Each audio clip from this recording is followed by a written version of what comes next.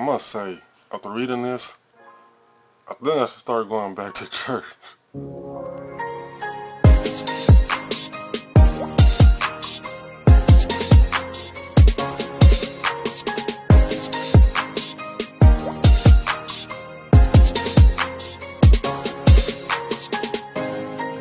What up, what up?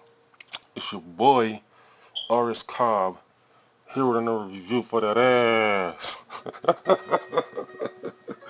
Oh man. Today's review is 3 Magic Words by U.S. Anderson. This book, my bookmark just fell out. Did y'all see that? That's funny. This book was recommended to me by Nipsey Hussle.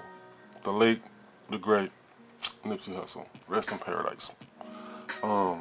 He didn't recommend it to me himself, of course, but I was watching an interview and they were asking him what books he had read, and this was the book that he had named, 3 Magic Words.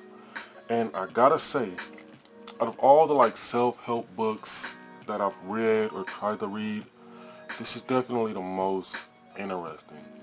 This takes a simple concept like the law of attraction.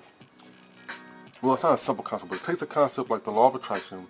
It takes a concept like God, and it takes a concept like infinity. And what is infinity? And it puts them in practical words. And by the end of the book, you learn what the 3 magic words are. But at the beginning, it's basically telling you, look, there is a lock. There is a lock on you, and you have to work towards finding the key. What is the key? The key is up here, So you have to work the lock with the key. Open it up, open yourself up, and let God put his hands on the wheels. You are not the driver. Let God drive. All you are stumbling. All you are is the observer. You are the passenger. Let God take the wheels. And that's the best way I can put it into a metaphor, And if you don't understand what I'm saying, you have to pick up the book. But in layman terms, basically, you are God. 3 magic words. I am God. You are God. And this book basically explains to you how that concept works, how you can be God, and how your thoughts and the way you react to things and the way you go about your daily living really affects you, and how things like hate and the concept of evil and the concept of the devil take away from you, but not in the way that you think. There's a term out there called the devil is a lie. And after reading this book, you get a better understanding of what that means, because in all intents and purposes, the devil is basically a manifestation of our fears. Our fears, our hate, our anger, all that stuff. So if we didn't have fears and doubts and regrets and pain and envy and all kind of stuff, the devil wouldn't exist.